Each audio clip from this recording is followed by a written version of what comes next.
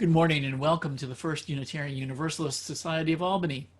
My name is Reverend Sam Trumbauer, and I'll be leading the service this morning with the support of Leah Purcell and Chuck Manning. Our musicians will be Elena Karpoff, Randy Rosette, and Chris Jensen. Sam, can you speak louder, please? Before we begin, please check to make sure your microphone is muted. Please also be mindful of your speech while on Zoom, as microphones have a way of accidentally becoming unmuted. This will minimize any disruption of our service. Thanks so much for your cooperation. This is now the time of transition from ordinary time to sacred time. See if you can put aside temporarily the body's nagging, the itch that's scratching just doesn't resolve, an ache in the back or hip or shoulder, the twinge in the neck, the irritation in the intestines, or any other of the endless complaints that distract us. They will be waiting for you at the end of the hour. And maybe they might even abate during a lapse of fixation on them. Find a quiet place away from the din that can be your sanctuary for the next hour. This is sacred time for communion with your inner life and with your Albany UU community. Zoom will present to you a frame to hold the representations, the sounds, the music, the song, poetry, and prose, to lift your heart, broaden your mind, and move you to do justice in the world in the service of building beloved community. While we cannot be physically present together this morning, we can make sacred space together through our intention to honor this time and our virtual presence together. May this be holy and sacred time for each of us as we join together in the celebration of life.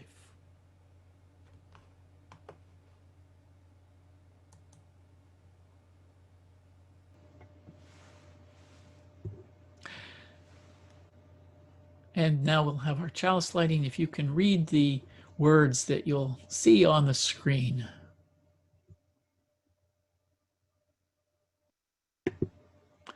Welcoming all free seekers of truth and meaning, we gather to excite the human spirit, to inspire its growth and development, to respond morally and ethically to a troubled world, and to sustain a vital and nurturing religious community.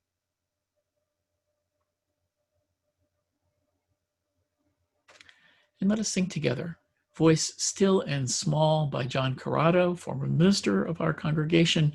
Our song leaders are Randy and Chris.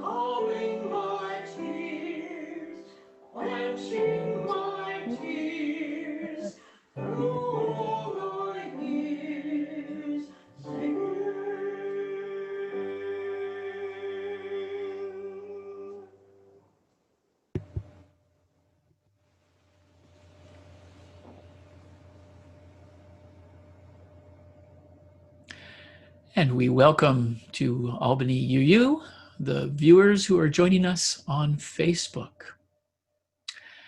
And I have some opening words for you, but before I say that, I understand some people are having some hearing problems. So I encourage you, you have a volume control that you turn your volume up so you can hear better. And we're working on our end to see if we can resolve the volume issue.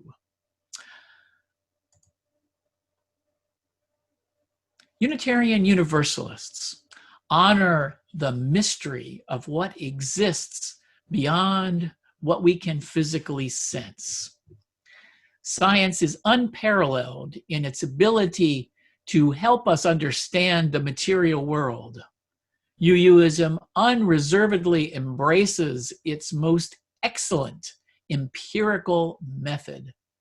Yet science is an imperfect method of seeking truth. It cannot answer definitively some of the most important questions of ultimate truth.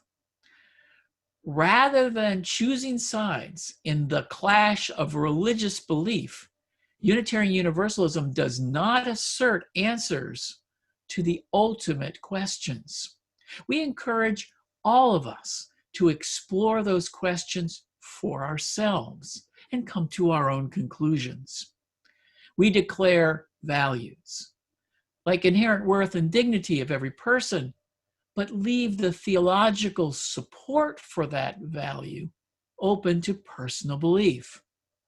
The role of the minister and the congregation is to support, encourage, and even challenge each other on this individual quest for the beliefs that support our values. We implicitly trust that within us there is a reliable source of inner guidance we can trust as we search. Our challenge is to learn how to discover its existence, connect to it, and be guided by it. Our support for each other is showing and teaching how we've done that learning process and sharing that guidance that we've found. So while Unitarian Universalists may not take a position on the revelations of any of the great prophets or teachers as the one right way, we honor them as paths of guidance we can learn from as well. We also recognize every religious tradition isn't perfect. Some parts of each one can lead us astray, or worse, could be potentially harmful. We must find our own inner guidance to help us move toward what is good, true, and beautiful. And Leah has a story to get us started.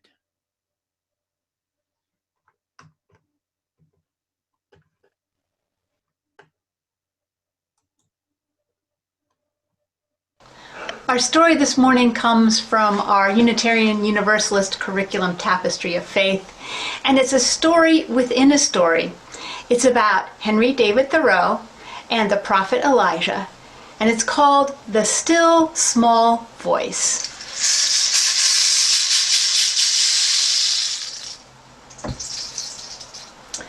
In our story basket this morning, we have a lot of things.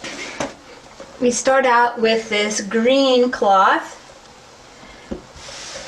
This is a nice green part of the earth.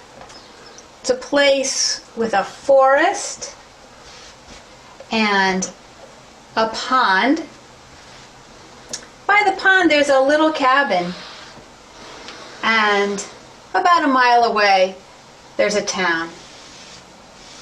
This is the town of Concord, and this is about 100 years ago, in the time when Henry David Thoreau lived.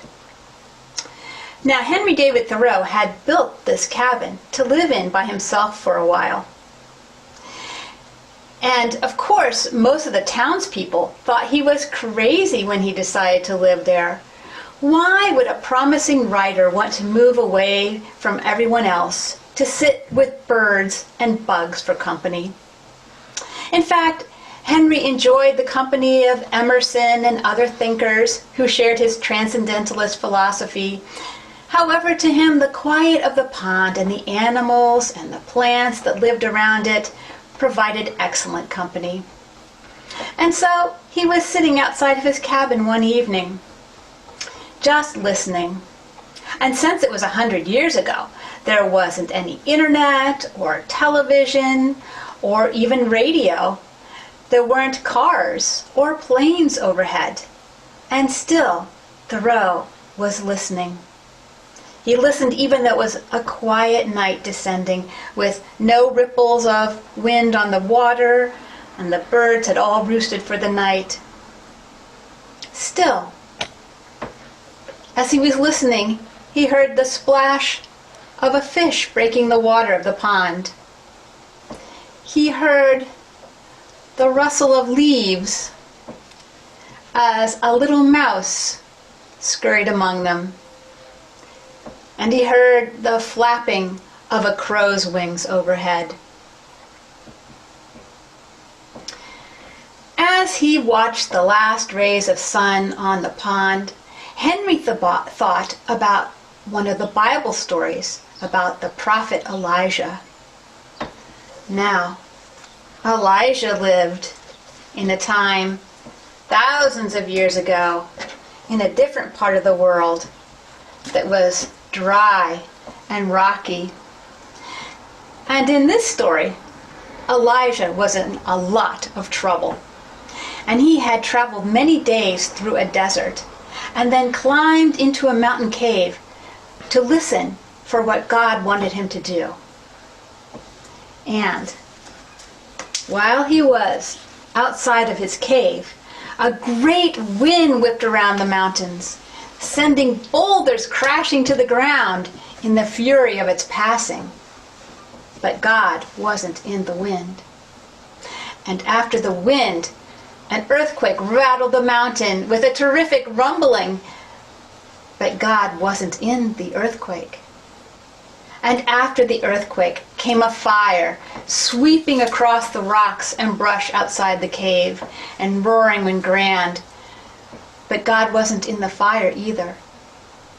And after the fire, everything became quiet. Elijah stood there shaking, wrapped in his cloak, just waiting. And out of the silence came the still, small voice of his God.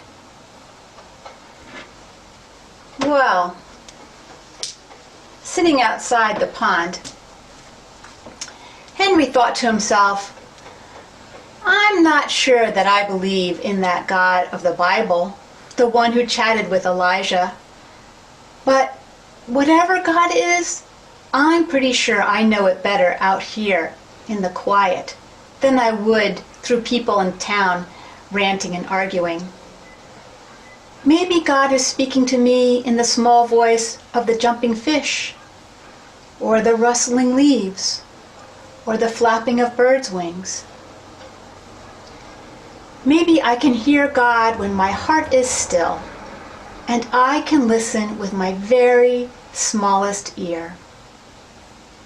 And so Henry kept wondering, even as night began to fall. And that's the end of the story.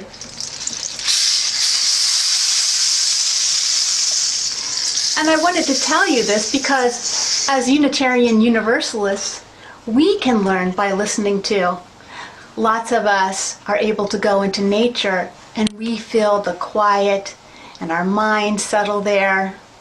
And that's when we can often hear that still small voice within each of us.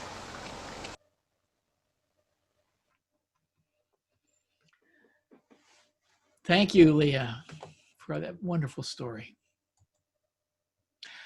Well, I have a couple of stories too, well, at least one story from the Bible that I'd like to share with you. This is the parable of the sower. Again, Jesus began to teach beside the sea. He said to them, "Listen." A sower went out to sow, and as he sowed, some seed fell on the ground, and the birds came and devoured it. Other seed fell on rocky ground, where it did not have much soil, and immediately it sprang up, since there had no depth of soil. And when the sun rose, it was scorched, and since it had no root, it withered away. Other seed fell among thorns, and the thorns grew up and choked it, and it yielded no grain. And other seeds fell into good soil and produced grain, growing up and increasing and yielding 30-fold and 60-fold and 100-fold. And he said, "Those who have ears to hear, let them hear." And my second reading is from Parker Palmer in his book, A Hidden Wholeness. In Western culture, we often seek truth through confrontation. But our headstrong ways of charging at truth scare the shy soul away. If soul truth is to be spoken and heard, it must be approached, in Emily Dickinson's words, on the slant. I do not mean we should be coy, speaking evasively about subjects that make us uncomfortable, which weaken us and our relationships. But soul truth is so powerful that we must allow ourselves to approach it and to approach us indirectly. We must invite, not command, the soul to speak. We must allow, not force, ourselves to listen. Here end the readings.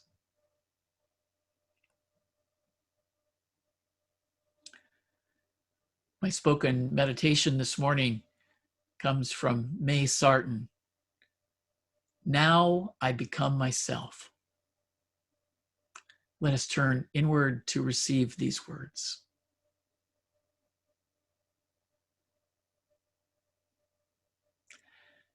Now I become myself. It's taken time, many years and places. I have been dissolved and shaken, worn other people's faces, run madly as if time were there, terribly old, crying a warning. Hurry, you will be dead before what? Before you reach the morning, or the end of the poem is clear, or love safe in the walled city? Now to stand still, to be here, feel my own weight and density. The black shadow on the paper is my hand, the shadow of a word, as thought shapes the shaper, falls heavily on the page is heard. All fuses now, falls into place, from wish to action, word to silence. My work, my life, my time, my face, gathered into one intense gesture of growing like a plant, as slowly as the ripening fruit, fertile, detached, and always spent, falls but does not exhaust the root. So all the poem is, can give, grows in me to become the song, made so and rooted by love. Now there is time, and time is young.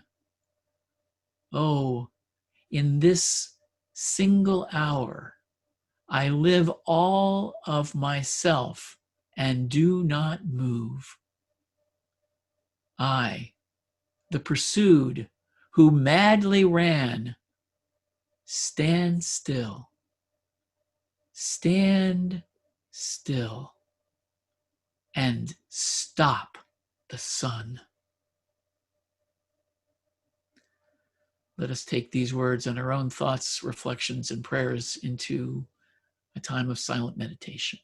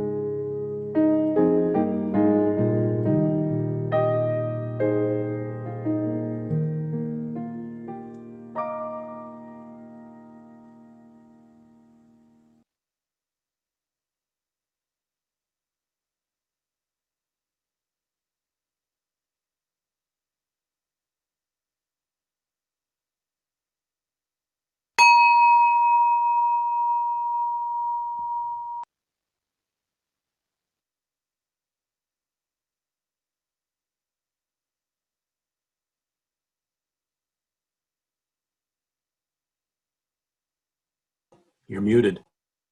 Do you like riddles? I have a few for you this morning. What must be broken before you can use it? An egg. What can you break even if you never pick it up or touch it? A promise. What question can you never answer yes to? Are you asleep yet? What goes up but never comes down? Your age. What do we love more than life? Hate more than death? What do we contend?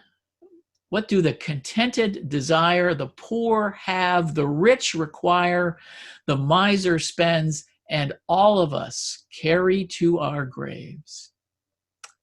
Nothing. The point of a riddle is to ask a question which does not have an obvious answer. When the answer is heard, there is a moment of recognition. Yes, my age goes up and not down. Yet the answer isn't obvious until you hear the answer or figure it out. And if we do figure out these riddles, it happens for many of us in a non-linear, non-rational process. The answer bursts before us after bubbling up from someplace deep in our mind.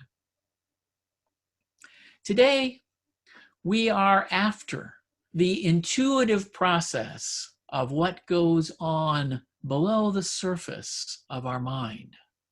Connections and insights happen there that can be of great importance to our lives. The parable of the sower is a bit of a riddle.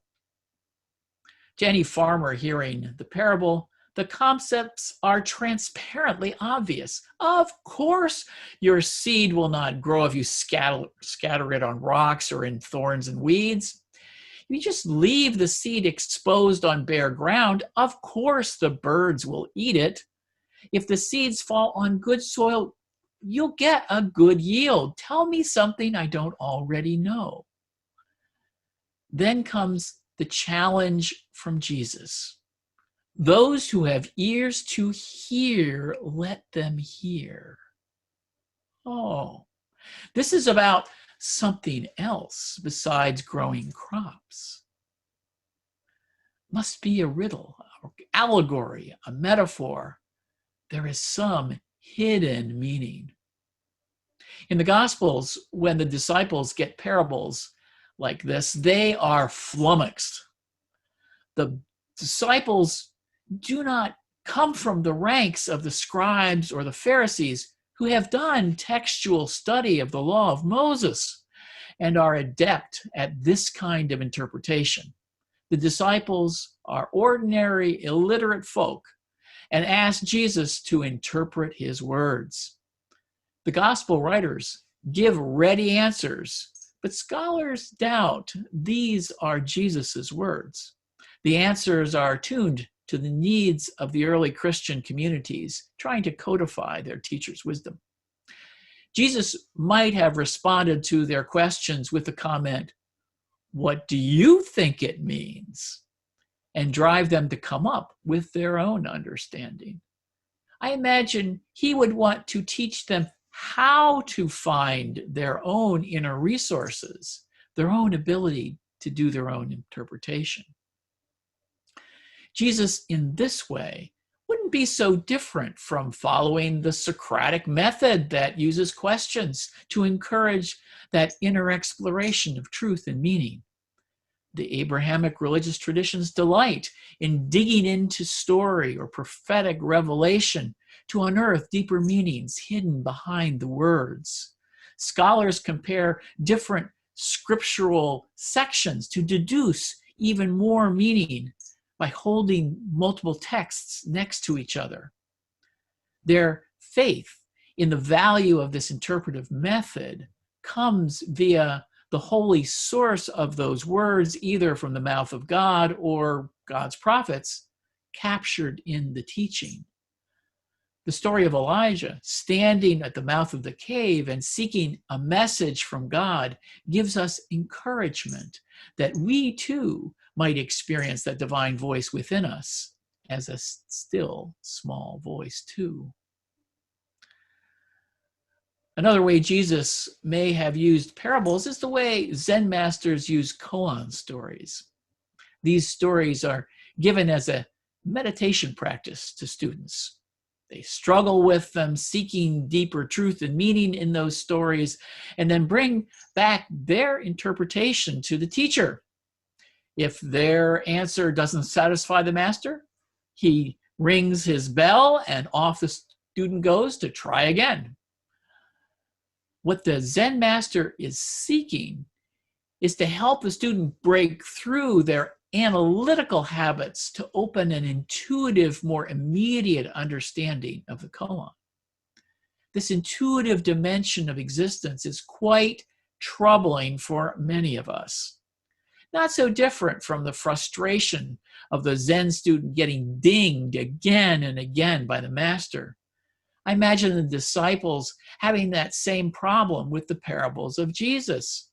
Socrates was rather annoying with all his endless questions. Why doesn't the teacher just explain it to me? Can't it be just laid out in a step-by-step process that gives a consistent answer? There is the rub. When we are peering into the abyss, the emptiness of the mind, and demanding rational, predictable behavior, we are likely to come up empty-handed. Parker Palmer is a quite popular Quaker-inspired writer who tackles this problem. What we are looking for, he says, is soul, which he defines as follows: Thomas Merton called it the true self. Buddhists call it original nature or big self. Quakers call it the inner teacher or the inner light. Hasidic Jews call it a spark of the divine. Humanists call it identity and integrity. In popular parlance, people call it soul.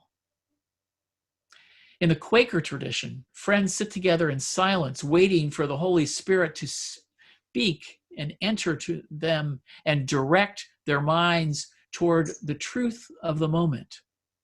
They listen for God's still small voice within in community. In community with other people, it seems, you've got a better chance that God will touch someone in the room and bring through that divine message.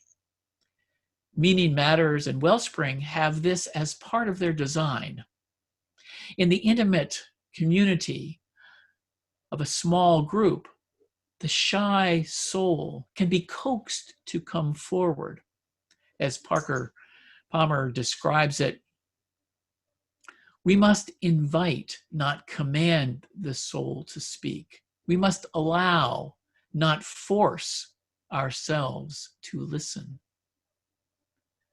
I wonder if, for many Unitarian Universalists, Thoreau is a more accessible way for us to access our inner life. Many of us have developed and honed our minds. We're really good thinkers. We're great communicators.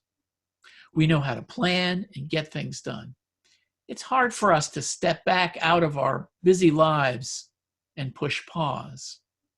In the natural world, however, there are subtle clues and conditions that can get us out of our heads and into our bodies. The splash of the fish in the pond, the rustle of the mouse, the sound of the crow. Hiking or biking means paying attention to the lungs and the leg muscles as they labor. The sights of the changing leaves delight our eyes. The sounds of the birds and the insects delight our ears. The cool of forest shade and the smell of damp earth near puddles delights the skin and the nose. The enveloping experience of body sensations calms and centers the mind in the joys and sorrows of the present moment. We revel with our transcendentalist forebears in the natural world. Whether through nature or in listening circles waiting for the shy soul to reveal herself in someone's words, whether through pondering sacred text or introspection, these inner adventures are very unpredictable. For many of us, this erratic access to our inner life is both frustrating and discouraging. We try to listen deeply, but we just don't hear anything. I remember so well when I was in high school English. I'd read the class assignment and just not get much out of it. My elitist honor student classmates would have deep and profound interpretations, and I'd feel confused that I didn't seem to see what they were seeing.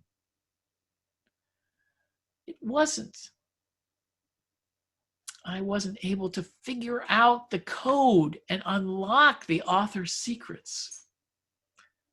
I felt the same way about the Bible and other sacred texts. There just wasn't much meaning for me. I got so much more out of my science and engineering classes. This was practical knowledge I could use. It wasn't until I had some sudden, unexpected awakening experiences in my 20s on a few items to continue. that I discovered I could start breaking open some of these literary codes. In Buddhism, there is an endless debate about how to bring people to enlightenment. Should students follow a gradual path of incremental steps to awakening, or should they give up any practical skill-based approaches and just hope it will happen suddenly? Enlightenment seems to happen for people on both paths, so maybe it's just personality that helps decide what path is going to work for you. I like Joseph Goldstein's analysis that it is both. Yes, you cannot follow a rational step-by-step method to enlightenment. And by doing the step-by-step approach, you're making yourself prone to the sudden awakening experience. You're increasing your odds. Not that the experiences I've had mean I'm enlightened, far from it. I'm reminded on a daily basis how unenlightened I am. Marriage and parenting are humbling processes. And I have a sense of recognition now that I didn't used to have when I read wise Buddhist teachers. I often recognize the direction they are pointing and the connections with the growth and development I've experienced. That recognition is built on the personal experience of little spontaneous insights over many years of dedicated practice. One of the wisest Sufi sayings I've encountered is communicated through the words, if you take one step toward Allah, Allah enthusiastically takes 10 steps toward you. The challenge is recognizing those steps. This sense of eagerness of the beloved to embrace us can be a great source of comfort and discouragement when looking into that emptiness and not finding anything. Not that bad things will not continue to happen in our lives. What I'm talking about doesn't operate in the material realm of daily events. It happens in this inner space, this inner life we experience when we turn inward to cultivate it. Certainly the material world and the inner world touch and overlap with one another. Yet there is a kind of freedom, a kind of liberation, a kind of release from bondage of which the material world is ignorant. If my words are familiar to you or resonate with what you already know, enough said. If not, I invite you to consider deep listening as a doorway to this experience of your inner life. When we listen deeply to another person, when we listen deeply to the natural world, when we listen quietly and deeply to our own bodies, we invite the shy soul, our inner life, to come forward and make itself known. We may find it best, however, in the interplay between solitude and community. In Parker's words, to understand true self, which knows who we are in our inwardness and whose we are in the larger world, we need both the interior intimacy that comes with solitude and the otherness that comes with community. May this congregation be a place for you to do that inner work. May the seeds you plant here yield 30-fold and 60-fold and 100-fold. So be it.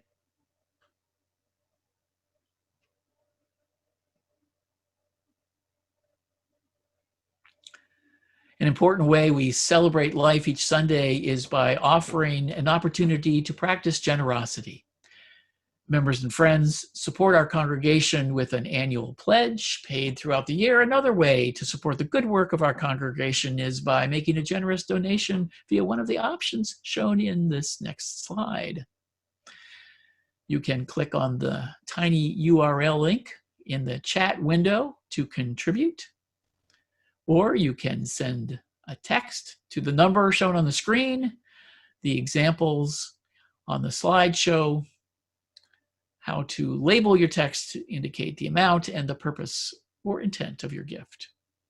We must now say goodbye to our Facebook friends. Consider joining us on Zoom next time by visiting albanyuu.org.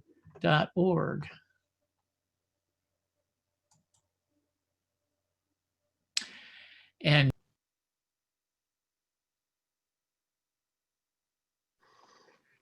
we enjoy welcoming guests and visitors to our service. If you are a guest or a visitor and would like to tell us who you are and where you're from, you can click on the blue raise hand symbol in the participant window. Our technician will unmute you and invite you to speak. You may also, or instead, click on the visitor link you'll find now in the chat window.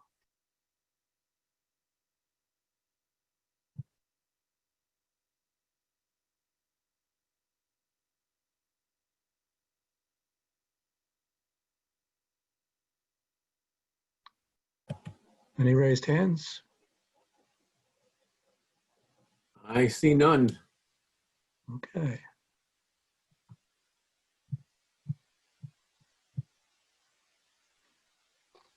Thank you and welcome. If you'd like to learn more about our congregation or Unitarian Universalism, you can find in the participant window someone with welcome before their name. You can reach out to that person in the chat window now or after the service. You can also at any time connect to the visitor link or get more information about our congregation from our website, albanyuu.org.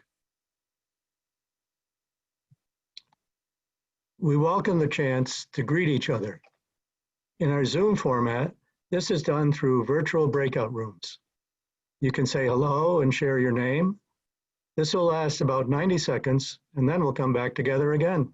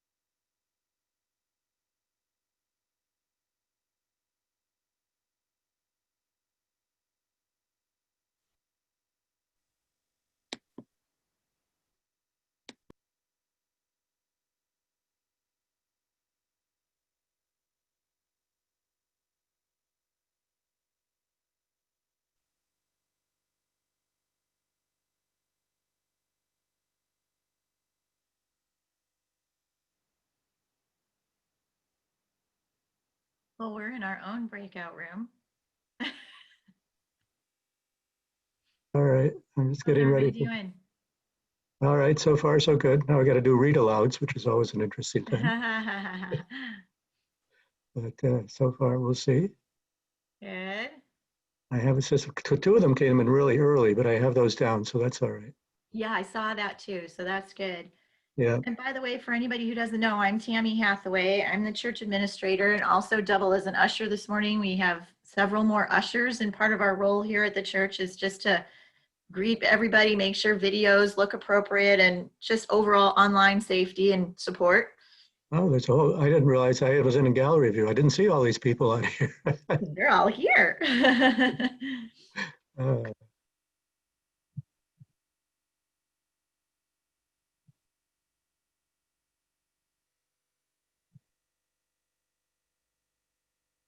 Hi, Chuck. Yeah. I'm every time my computer upgrades, I have, well, not every time, but I have this problem with my arrow, and I can't find the arrow. I just went out and came back in. Can you connect me up with a chat room? Chris can do that. Chris will be able to do that for you. Yeah. 'Cause I got my arrow now, but it. Not sure how long the breakout rooms are going to last here. I see people. Yeah, coming. we're just closing them now. So the service will continue.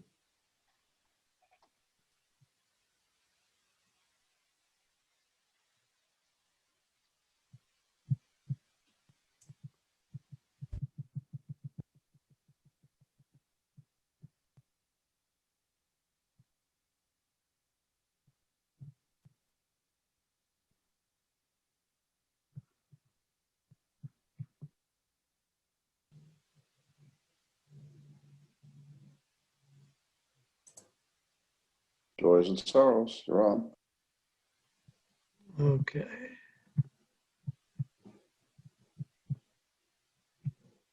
This is a time set aside in our service for sharing significant personal milestones in our lives.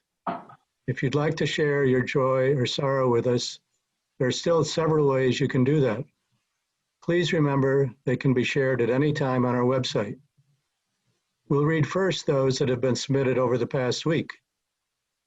You can at this time type your joy or sorrow in the chat window. Please put the words "read aloud" at the beginning of your message. If you would like us to do that, I will read the items submitted in the chat. The final option is to click the blue raised hand symbol in the participants window. Our technician will unmute you and invite you to share your joy or sorrow now.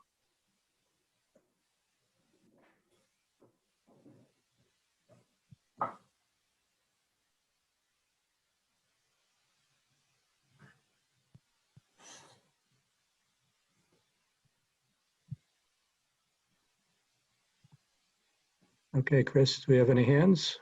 I don't see any.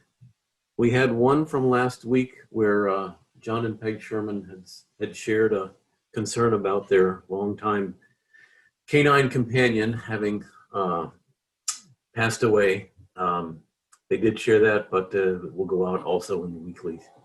Mm-hmm. Oh, we do have one. Okay, so Chris Bystroff, you may go Hi, ahead. everybody. Can you hear me? Yes. So I've just been concerned over these last months as the election is approaching about the possible security flaws in our whole election system. And I've been getting educated about it. And, you know, as the more you know, the more you find out you don't want to know.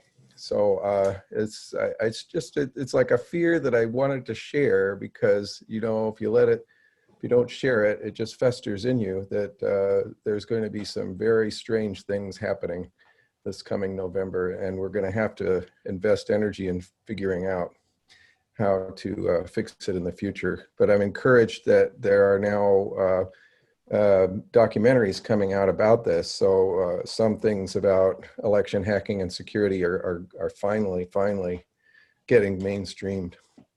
Thank you for letting me share this. Tanya, go ahead. This is Tom. Today is October 4th, I believe. Yep. This is the 63rd anniversary of Sputnik. And for most of us, it changed our lives because we lived through high school and college. And a little after that, in 12 years, we had a man on the moon and back. It really changed everybody's life. Same mine. I changed my major in college because of it. But just thinking about the technology breakthroughs that we've had in 63 years are incredible. And there was an upside to that, and also a downside, of course, the space race kind of thing. But we should remember the people who were brave enough to go there, 12 men to the moon, that kind of thing, to honor their service. That's it. Okay, moving on. Al DeSalvo, go ahead. Following up on Chris Bystrov's technical analysis that he's concerned about, I also want to mention, I think, a concern we all have about the potential vote suppression and all the other ways that some of the candidates are manipulating things to create real danger to our democracy. And along those lines, I would suggest that people take a look again at Tom Mercer's film, Uncivil Liberties, that he produced in, I think it was 2006 or 2008, that deals exactly with the same issue that we're facing right now. For those of you who don't know, Tom is a member of our congregation. Thank you.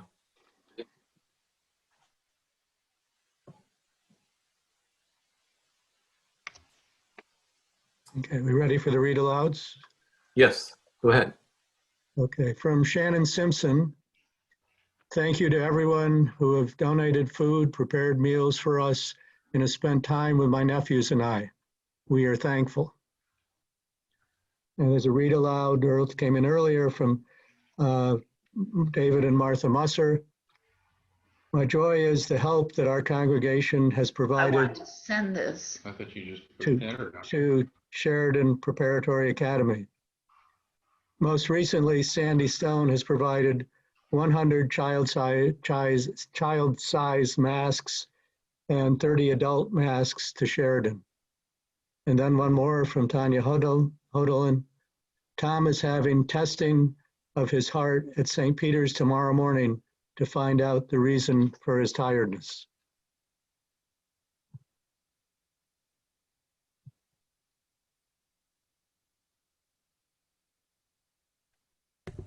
Okay.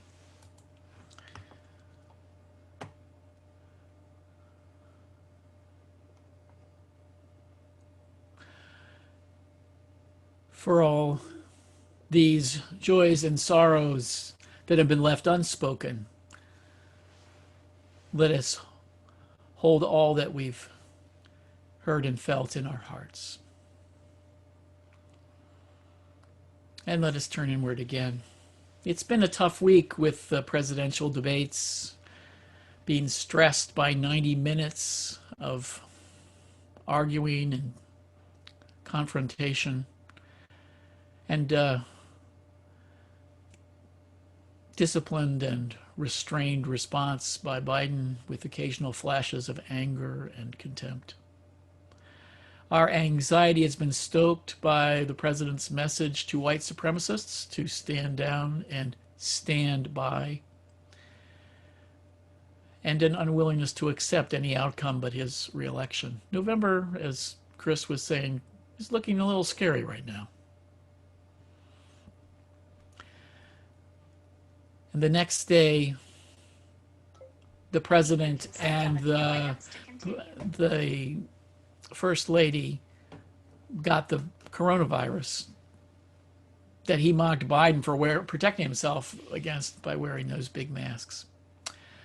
May he recover from the virus, but also experience, in my hope, in my dreams, a change of heart that can come with the inner struggle of having a disease and a close encounter with one's mortality. Kind of similar with what the Grinch experienced contemplating Whoville without presents and them singing in a circle. I hope his heart too grows at least 2 sizes as he discovers a much greater sense of compassion for others, for those who also have this virus, and for all humanity. In the turbulent moments like these, we need to draw on inner resources, the communal resources to face these days ahead. These are resources that say, I know I can go on. And there's a wonderful hymn in our Teal hymn book along those lines that we're going to sing now. We've got a good video to present that, and let us take strength from and sing those words.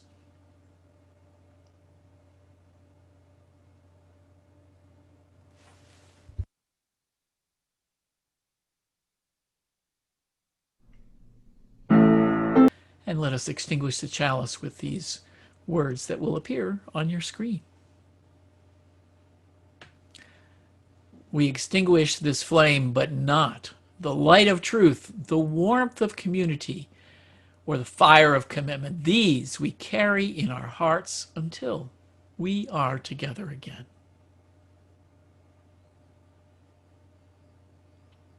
And some closing words from William Stafford, which you can show those. Actually, the next slide might be good to show. Maybe not. I'll read the words. The poem is Ask Me. Sometime when the river is ice, ask me mistakes I have made. Ask me whether what I have done is my life. Others have come in their slow way into my thought, and some have tried to help or to hurt. Ask me what difference their strongest love or hate has made. I will listen to what you say. You and I can turn and look at the silent river and wait.